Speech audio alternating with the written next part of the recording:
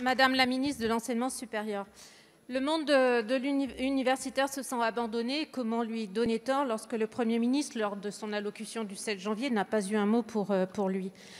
L'Université du Mans vient de réaliser un sondage, 3000 réponses, 68% des étudiants, 63% des enseignants veulent une réouverture.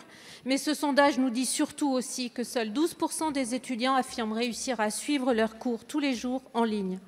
Isolés, sous pression et condamnés à fixer un écran toute la journée pour ceux qui ont la chance d'en avoir un. 36% d'entre eux déclarent souffrir d'épuisement, de troubles oculaires et de stress.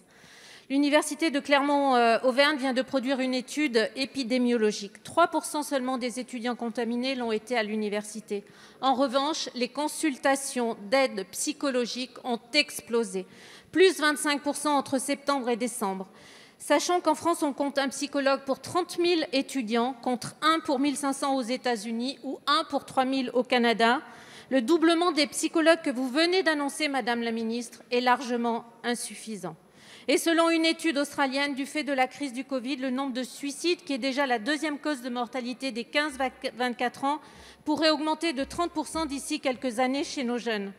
Vous avez d'ailleurs tout à l'heure présenté vos condoléances à la famille du jeune Lyonnais. Nous ignorions qu'il était décédé. On le pensait encore hospitalisé. Alors, Madame la ministre, je vous le demande solennellement, donnez un cap, un cadre stable aux universités.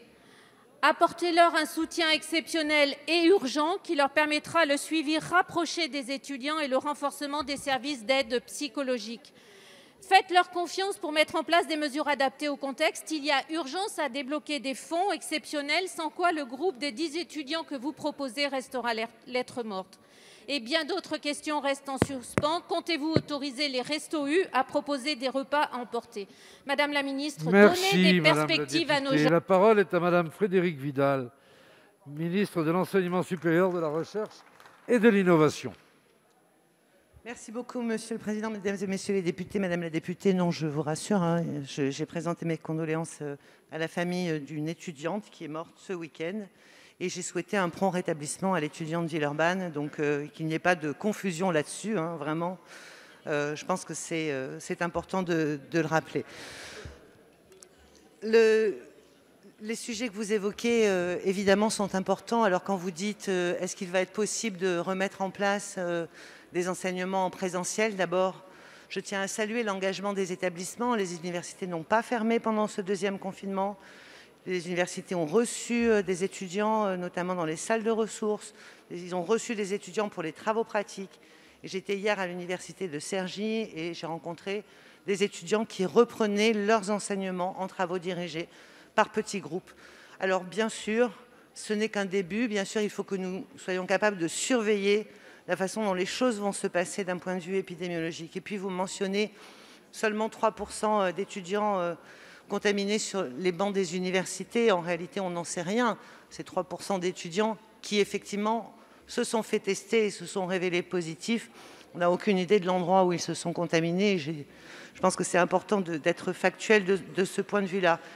Et puis, bien sûr que les restaurants universitaires font des repas à emporter et ils continuent à les faire, bien évidemment. Ce qui n'est pas autorisé, c'est la restauration assise, parce qu'on sait que c'est dans des lieux de restauration collectifs où il y a beaucoup de brassage que peuvent se produire des contaminations. Le Premier ministre l'a dit tout à l'heure, nous recevons à nouveau les conférences des présidents d'établissement ce vendredi. Nous allons travailler avec eux pour voir comment est-ce qu'effectivement nous pouvons renouer le lien entre les enseignants et les étudiants. Si l'enseignement pouvait se faire 100% à distance de manière très simple, en réalité, il suffirait d'utiliser des livres ou d'utiliser des bibliothèques ou d'utiliser Internet. L'enseignement, c'est d'abord et avant tout une relation humaine.